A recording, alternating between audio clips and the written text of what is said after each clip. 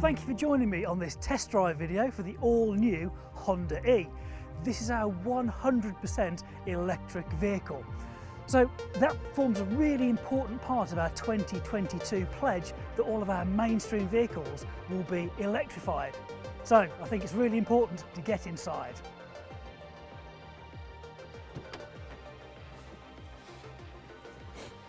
Right, now we're inside, you really get a sense of this living room feel. Added to that though, you get so many screens in here. It is absolutely unbelievable. Now I don't know about you, but I can't wait to drive this.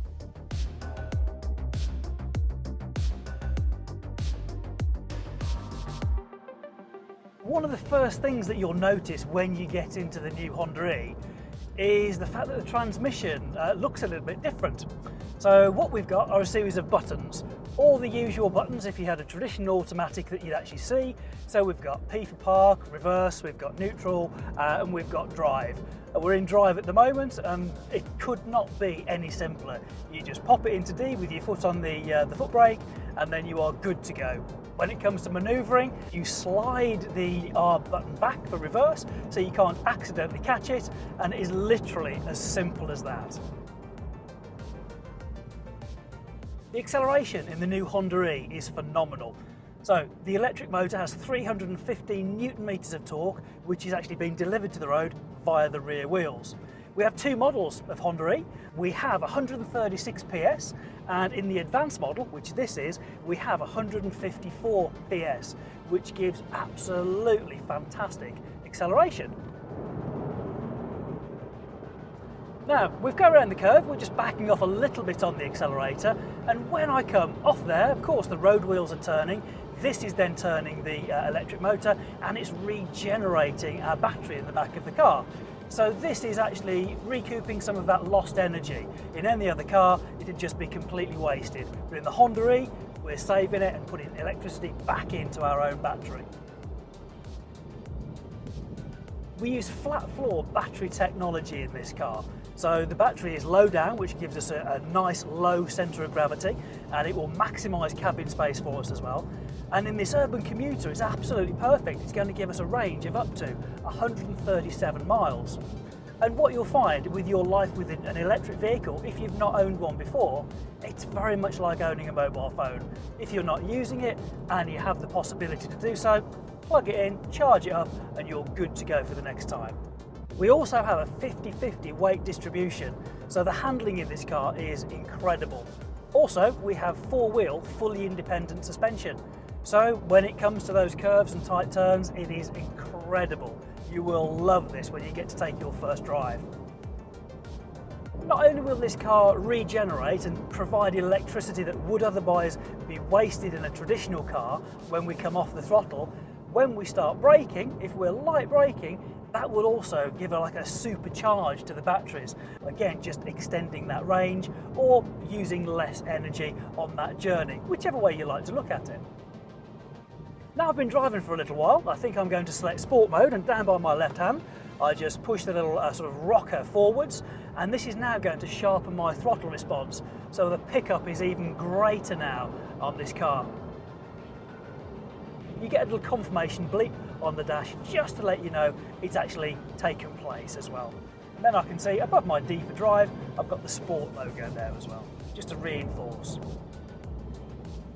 One of my favourite features on the Honda E, it actually has the centre camera mirror system and the side camera mirror system. So rather than using a traditional glass mirror, which can get dirty, rain spots, those kind of things, we have three monitors inside the car. See, one just in my eye line to the right, one to the left for what would be the door mirrors, and then my centre camera mirror system is mounted exactly where you'd expect a rear view mirror to be, but both of them have screens on there, literally projecting a true image of what's on the outside. So on a nice bright daylight today, they give really good clear indication of what's behind me. But their real massive advantage, other than aerodynamics and a clean and clear screen, is nighttime and bad weather, because they are never going to get covered with moisture because it's on the inside. And the lenses to the cameras on the outside have a special coating to help repel moisture and dirt. They are absolutely incredible. Also, the camera that we use for the centre camera mirror system is actually in the swept area of the rear screen. So again, if ever you see any water spots on what looks like the camera, it's just the rear screen, rear wiper on, and it clears it off for you. On my display, it's very clear and easy to understand what's going on. So right at the top I have my speed, we're just doing just a shade under 50 miles an hour now. And on my right hand side, I have a very simple bar. So as I'm coming down a hill now, it's charging the battery. If I accelerate a little bit, it goes into power. So I can really control my throttle position on basically how economically I want to drive, how much range I want to get out of the car. So I can drive nice and eco-friendly and extend my range, or if I'm having fun in this urban commuter, then I can certainly do that, and you'll see the power actually just increase a little bit and you see more blue there, but you're completely informed. So if you wanted even more information, in the centre screen, we've actually got our range. If we had air conditioning on, that would of course consume some power, some energy, so it would reduce it. But I'm constantly informed of how much I could gain by turning it off. Just below the D button that we mentioned earlier for drive, we have another button. This has a picture of a foot on it that looks like it's on an accelerator with an up and down arrow. If I press this, I've actually engaged single pedal control. Now, for many of you, you probably won't have experienced anything like this before. So traditionally, when you come off the accelerator, you slow down because the car is no longer pushing you forwards. But now with single pedal control, when I take my foot off, the car will actually apply some braking. So we could actually come to a complete stop using single pedal control, and we can go up to our maximum speed. So literally, we have the ability to control our speed purely with the accelerator. Of course, if you need to or want to use the brake, it's still there. So you can do an emergency stop, but you can really control and modulate how much pressure you're putting on that right foot on the accelerator to control your speed. And we can use these paddles here to adjust how much regenerative braking and how much we want the car to slow us down when we actually come off the throttle. A really great feature, and literally at the press of a button you can select it or deselect it. Like many of the other Hondas that we have now, we have eCall, emergency call. So there are two ways that this can actually call the emergency services for us. If we release the safety cover, press the button, it will do that for us. If I was in an accident and the airbags were deployed, it would do it on my behalf. So it's just like having that guardian angel just sitting over your shoulder, looking after you. We hope we're never going to need to use it, but it's that peace of mind of knowing it's there for us. Like many of the Hondas now, we have a full sensing package on this car.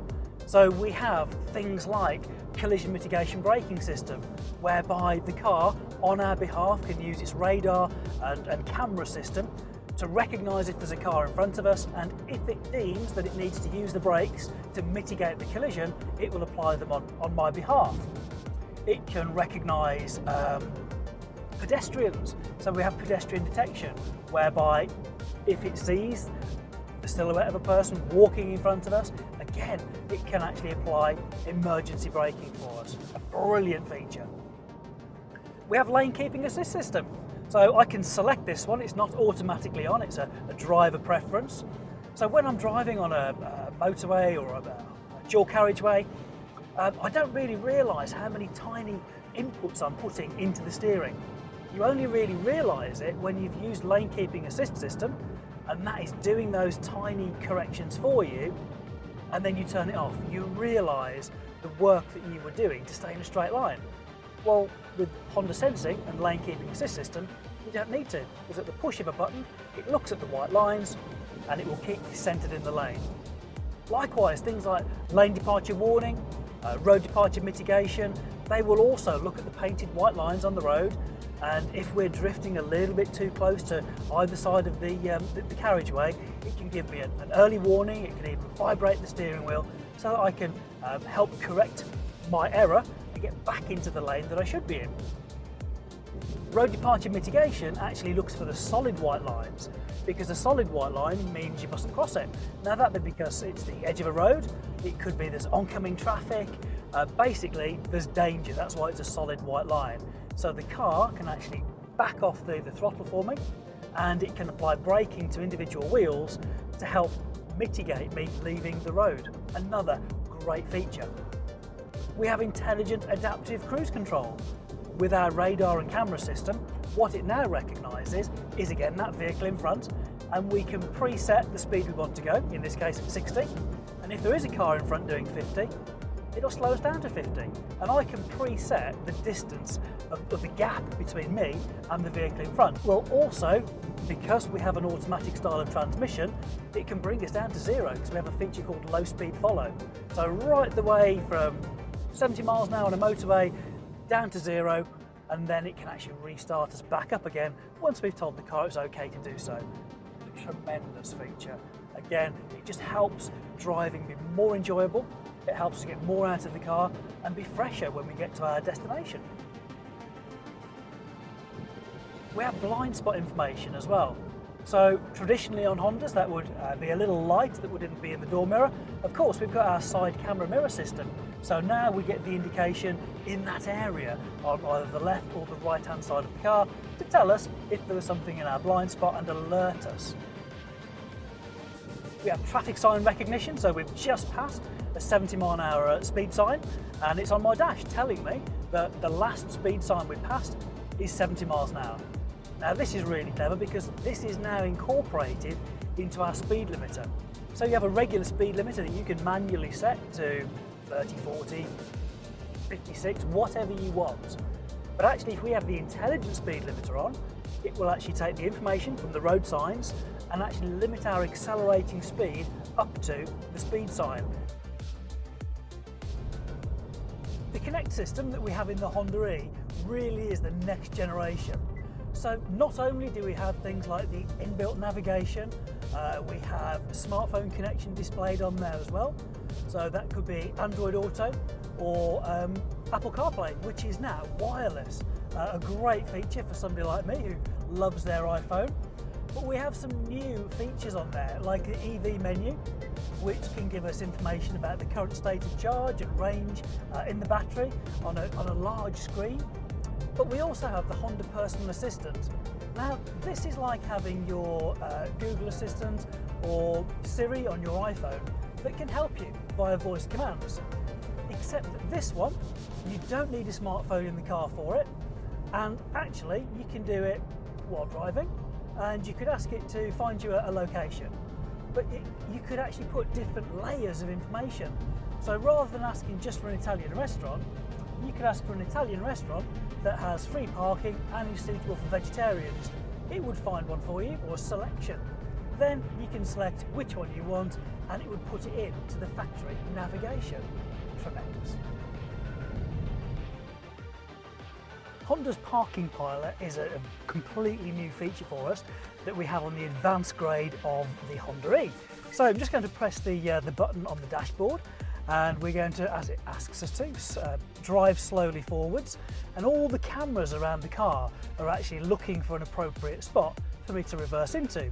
So once I've passed by, it gives me on the screen the choice of parking spaces. Do I want to back in or parallel park? In this instance, I want to parallel park, so we just tap that. Now, to start the parking operation, apply the brakes and press the switch. So we press the switch again, and literally I just take my foot off everything. My hands off the steering wheel, and it will do it all for me. So it will feel quite unusual for the first time while the car is doing everything for you, selecting whether it wants to go forwards or backwards in this instance, what lock it wants to put on, the application of the brake, and when it parks us in, it may even send us a little bit further forwards as well. So just going through the process, I can see on the screen how it's looking. So I've got like a bird's eye view. So it's now going to pull me into the left and front, and there we go. We're just going to go a little bit further back. I imagine the lock's going to turn around. It's quite a tight little space that we've got here. So there we go, getting towards parallel, and fantastic. Straightening off, and it's going to move forwards towards the red line. Beautiful. We'll get a little tone in a moment. Parking's complete. So I can now put parking brakes on, I can literally power the car off, and it's parked the car for me.